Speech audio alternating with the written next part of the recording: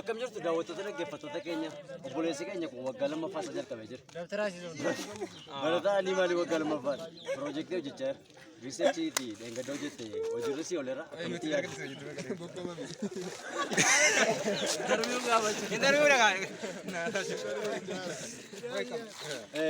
Akka yaadanaaf kennatti oolaan kun riisarchiin hojjechaa jiru waggoota sadiin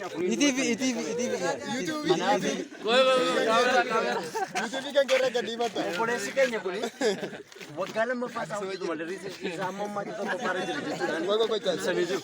Kanaaf yaada dabalataa kan hin gaafadhu yaada kanaaf sammuu kana eessaa argatte kan jedhuun gaafadhu. Gaazexeessitoota keenya kaameraamaanota keenya sirriitti naaf waraaba.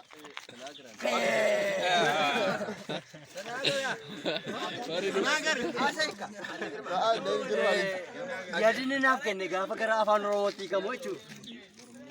Lafa keessaa naaf kenname iji koo kun waraabamaadha keessa kootti wanta ta'e mallatteeffameera kan jiru wayidha. Galatoomi.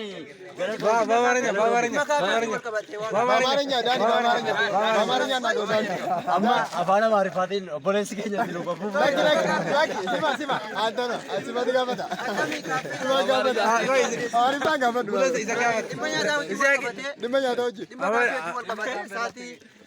Ganama sa'aatii lama irratti kursiin koo naaf dhiyaata.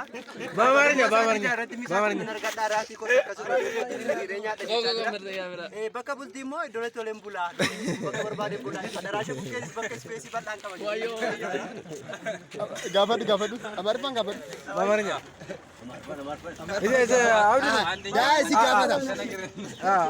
Abdu. እንደሚታወቀው ይሄ በግ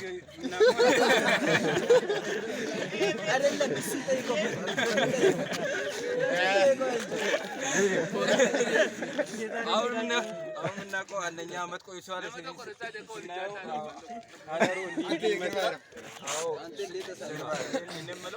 ስንት ዓመት ቆይቷል?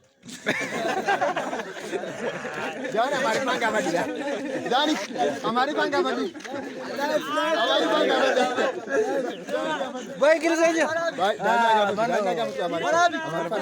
ያው አማርኛ ጋፋ ይቀሙ ጀችን መጋፈቴ ቱርቲነቲ kanaan dura barate waggaa meeqadha?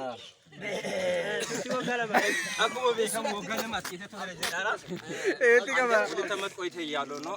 ከዛ በኋላ አሁን ደግሞ ምን እየለበስክ ነው? ያው inni kun waraana keessan ture.